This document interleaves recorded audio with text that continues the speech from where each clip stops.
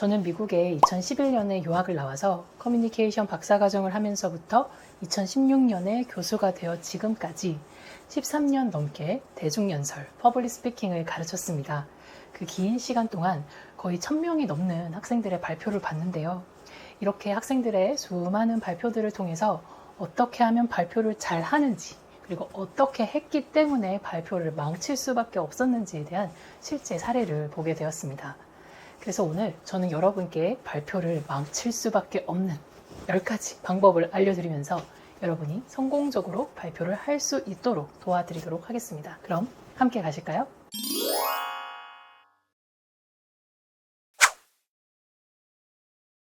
여러분 종종 이런 분들 보셨죠? 오늘은 날씨가 참 좋죠? 오시는데 막히진 않으셨고요.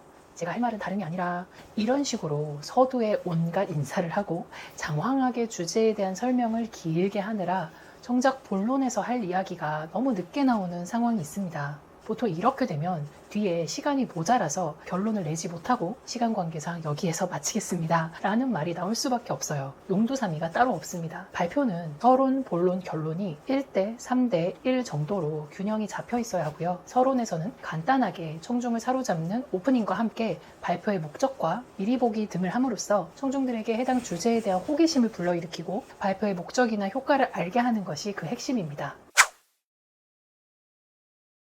여러분 아직도 발표에 대해서 이 연사 힘차게 외칩니다 식으로 생각하시나요? 발표라고 해서 여러분의 목소리가 굳이 달라질 필요가 없습니다. 여러분이 이미 가지고 있는 그 목소리를 활용해야 하는 것이지 다른 사람의 목소리를 흉내낼 필요가 없습니다. 여러분다운 목소리가 청중이 가장 편하게 들을 수 있는 가장 자연스럽고 매력적인 소리라는 것을 꼭 기억해 주세요.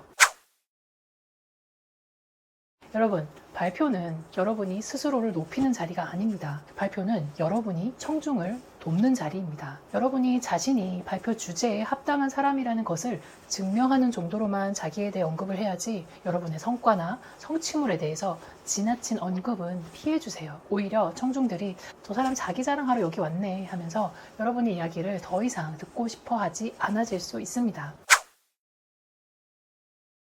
제가 한국에 계신 분들을 코칭하면서 종종 파워포인트 슬라이드를 같이 봐드리는 때가 있는데요. 슬라이드에 줄글이 빽빽하게 문단 형식으로 써져 있거나 테이블이나 그래프에 숫자가 빼곡하게 나열되어 있거나 블랙 포인트들의 정보들이 나열되어 있는 것을 자주 봅니다. 그것은 바로 여러분이 발표를 수월하게 하기 위해서 모든 정보를 슬라이드에 넣고 그것에 의존하려고 하기 때문인데요. 여러분 이렇게 되면 청중들이 오히려 파워포인트를 읽느라고 여러분이 말하는 것이 거슬려진다는 것에 아주 큰 문제가 있습니다. 일단 슬라이드에 줄이 2줄 이상 넘어가면 사람들은 더 이상 읽고 싶지 않아집니다. 그래서 키워드 중심으로 되도록 한 줄 혹은 8단어가 넘지 않도록 해주세요. 그리고 테이블이나 그래프에 숫자를 반드시 넣어야 할 때에는 적절하게 하이라이트를 주셔서 어떤 숫자가 중요한지를 강조해 주셔야 합니다. 블랙 포인트를 나열하는 식으로 반복하기보다는 적절하게 도형이나 그림 혹은 사진들을 활용해서 슬라이드마다 조금씩 변화를 주세요.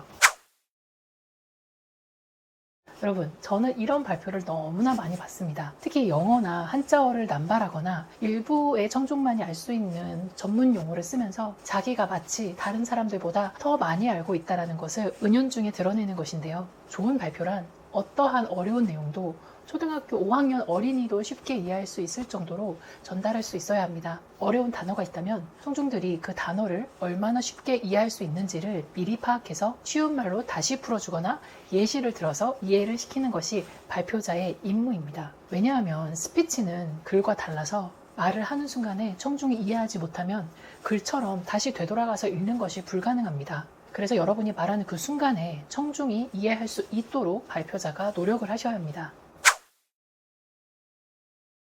발표를 준비하면서 자신이 말하는 내용이 얼마나 걸리는지를 제대로 알지 못한 채 발표에 임하는 분들을 많이 봤습니다. 끝까지 내용만 만들고 연습을 제대로 하지 않았기 때문인데요. 여러분 반드시 휴대폰에 타이머 기능을 켜시고 리허설을 하셔야 합니다. 각각 서론, 본론의 핵심 내용 1, 2, 3, 결론 부분을 커버하면서 각 부분이 몇 분씩 시간이 걸리는지에 대해서 제대로 이해하고 있어야 합니다. 그래서 어느 한 부분이 쏠리지 않도록 체크하면서 연습을 마무리해야 합니다. 제가 제 학생들에게 초반에 발표를 시키면 거의 열이면 열 대본을 보면서 읽거나 달달 외워서 말하는데요. 이렇게 되면 자연적으로 목소리가 로봇같이 나오게 됩니다. 여기서 치명적인 단점은 외우는 것을 생각하느라 혹은 대본을 읽느라 앞에 계신 청중분들과 아이 콘택트를 하지 못한다는 점에 있습니다. 청중분들은 당연히 발표자와 연결감을 느끼지 못하기에 바로 다른 생각을 하거나 딴짓을 하는 등 집중을 할 수 없게 됩니다. 저 개인적으로는 이런 발표가 가장 안 좋다고 봅니다. 여러분, 연습의 초반에는 대본이 있어도 됩니다. 하지만 내용과 구조가 익숙해지면 키워드를 뽑아내셔서 키워드로 연습을 하셔야 합니다. 그래서 청중들과 자연스럽게 호흡하면서 발표를 할 수 있게끔 해야 좋은 발표가 될 수 있습니다.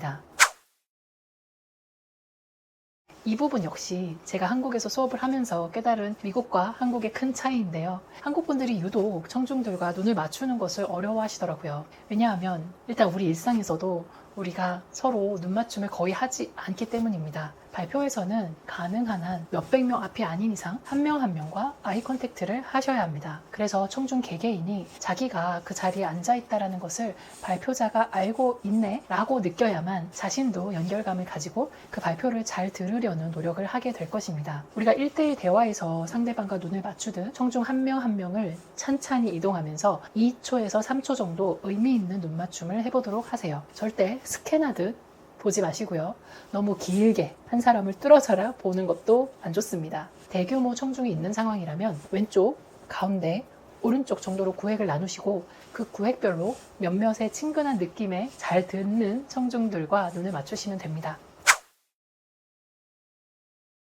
여러분, 보통 발표하기 전에 뭐라고 생각하세요? 혹시 떨면 안 돼, 차분하게 잘하자 이렇게 생각하시나요? 여러분, 이미 여러분은 떨리는 상황이 당연한 상황입니다. 어떻게 안 떨릴 수가 있을까요? 발명가인 분들도 무대 위에서 조명을 받으면서 많은 사람들 앞에서 서서 말하는 것이 절대 편하지 않을 거예요. 심장이 뛰고 손에 땀이 쥐어지는 등 떨리는 것은 당연한 몸의 반응입니다. 떨리지 않아야 한다라고 생각하기보다 신난다라고 생각해 주세요. 오늘 이 자리를 통해 나는 내 메시지로 어떤 사람들을 도울 수 있을까? 나는 이 경험을 통해 앞으로 얼마나 더 신나는 일이 많이 펼쳐질까?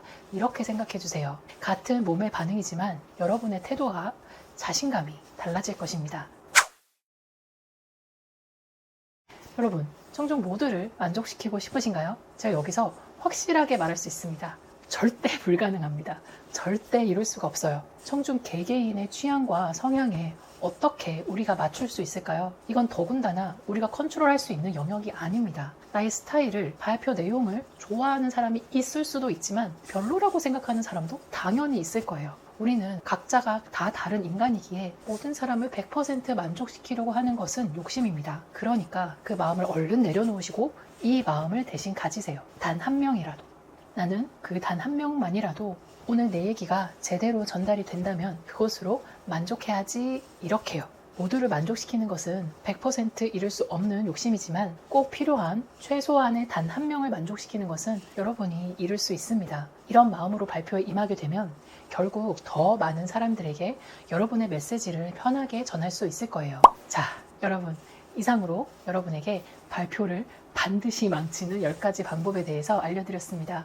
오늘 이 10가지는 제가 13년 넘게 스피치, 발표를 가르치면서 깨달은 진짜 알짜배기 내용만 담았고요. 그래서 오늘 이 영상에서 알려드린 10가지 모두를 꼭 기억하시고 여러분이 발표를 준비하시고 연습하실 때 꼭 떠올려 주시기 바라겠습니다. 그럼 저는 다음 시간에 더 좋은 내용으로 찾아뵙겠습니다.